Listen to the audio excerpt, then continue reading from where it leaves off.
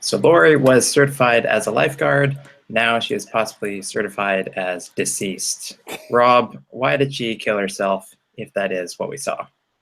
Yeah, if that is what we saw, I don't know. I am really, I'm clutching at straws here, but she has been through a lot, and I don't think she wants to know what happens in that. They're all expecting something to happen for this 7th anniversary of the sudden departure. And I think she's kind of made peace with her journey. And I think maybe she just wants it to be all over. She's had enough. That's that's a very simplistic view of what she's doing. God only knows her motivations. Does anyone else have a better idea? Because I I thought that thought was a she was really a happy chaotic. newlywed. Like, what happened to that relationship? She Yeah. just doesn't even acknowledge it, really. Yeah. No. I- I don't know. And also, I think she is, she can get through to Kevin. We see that, she really is the only one, it seems, even with Nora around, that can really get through to him in this time where he's really starting to unravel. And even that doesn't seem to keep her for her to want to be around. I mean, we're assuming that she's gone overboard and that's it for her, right? I don't know. What other conclusion could you reach? Yeah, I think she's dead. I mean, the whole scuba diving, Nora kind of gave her the idea, but I think that disappearance of the baby kind of Yeah. probably was what helped. I mean, we saw that, and I love the show like this where we finally learned why she joined the Guilty Remnant. But that woman who was primarily used just for the promos for the first season of The Leftovers, what a heartbreaking just like tale she had at the beginning of the episode. And Laurie is kind of in a similar position, and she has nothing to tell her. So you kind of understand what would lead her to look for something else. Yeah, they're just bringing everybody back this season, all the minor characters. You said that, well, like drowning on the show, though, it's not the most effective way to kill somebody, especially as we might see going forward. But yeah, I don't see Laurie coming back. I think it's unfortunate that at the end of the episode she called her kids and we heard them, but we actually didn't get to see them, which is, I thought, kind of a strange use of those two actors who have not been getting a lot of play this season. Now, Margaret Qualley, she was off in Vancouver and other places filming various movies, so that was more her decision from what I understand, but I don't know. Did you guys...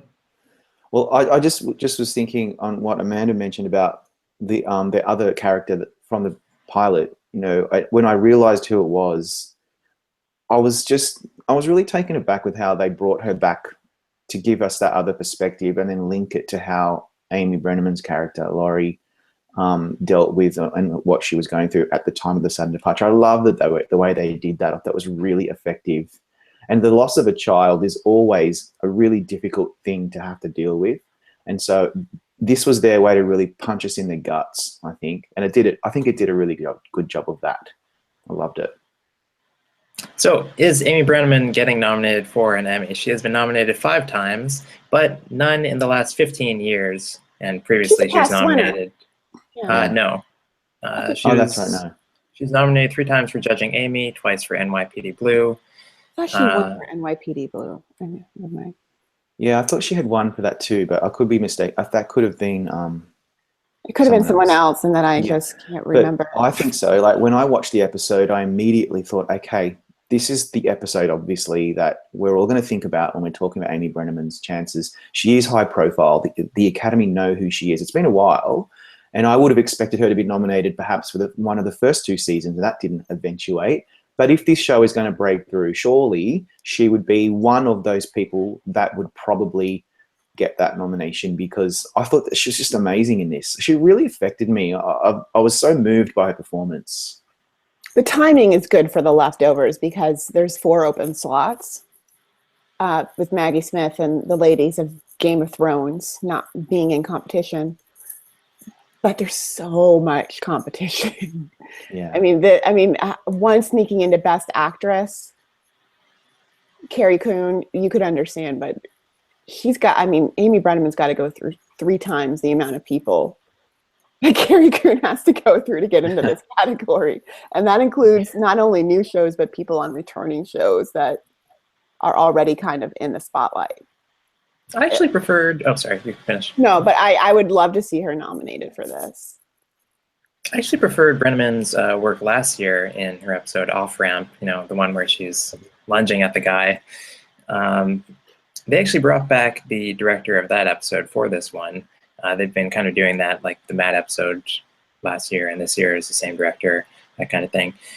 This week's episode is distinguished from all the episodes of the last couple seasons because Damon Lindelof doesn't have a writing credit on it. So sometimes people think that like you can't submit somebody twice for the Emmys, so then this would give them another submission. The rule is actually a little bit different. It's that each person can only submit once. So he can appear on a bunch of submissions as long as it's not like his submission. But yeah. Yeah. I wonder why. I just wonder what happened in the writing room for him not to be credited for this one. This is written by Patrick Somerville and Carly Ray. And this is, you're right, it's the only episode where he's not credited. Only the second one in the series. Yeah. Yeah. And this, for me, honestly, I haven't seen the finale yet, but I thought this was the strongest episode of the season. No. I really did. I'm probably in the minority there, but it moved me the most. I thought it was a really great episode. What would you say is the strongest episode so far, Amanda? We can talk about that next. Okay. Wait, when we meet again in a week after we've all seen next week, we'll talk about. Yeah, I would say my favorite one from the first season was the one that Damon Lindelof didn't write. Is this a coincidence? Yeah, it might just be that he was busy with like the last 2 episodes. It might just be a scheduling. It could be. It's probably not the big slight we're thinking it is. Oh yeah, no. I want to hear what your favorite episode. What are your favorite episodes from season 1 and season 2? Both, I'd love to hear this from both of you because I have them. But tell me, what can you pinpoint as your favorites? If you could only guess. Right. From season 1, but the season finale is like a close second for me. Mm-hmm. And then International Assassin from season 2, which was perfect. It's really hard to do 50 perfect minutes. And usually there's some kind of lull or something doesn't work, but as carefully planned out as that episode was, down to the clothing, the hair, everything, you could tell that this was meticulously thought over from top to bottom, not just the script. And okay. Well, what about you, Riley? Yeah, I'd go with Cairo from the first season, just because that one was, I thought, the biggest deviation from the book. I just like that they were kind of trying new things. And then International Assassin for the second one, just because it was so inventive. This season, I'd probably say my favorite is the Matt episode. I don't know if that's consistent with what I said last week, but I thought it was fun. It was, just a fun ride. I think, so Damon Lindelof, he's still showrunner, but this season he's identified Tom Prada and Tom Spezialy as co-head writers, whereas in the previous seasons he was the only head writer. So maybe he's shifting more to the producing side, maybe he's trusting more people this time around, and all 3 of them are actually writing the series finale. I know. Well, that's going to be really exciting. My favorite was International Assassin as well. Obviously, I've talked about it ad nauseum. I think it's like a work of art. And in season 1, I love the penultimate episode, The Garveys at Their Best, which just kind of takes us back to the time when the sudden departure happened. I've seen that episode at least 10 times, honestly, and it always really moves me. This show just seems to have that effect on me for some reason, and many of you guys and others. We all seem to be really profoundly moved by this show.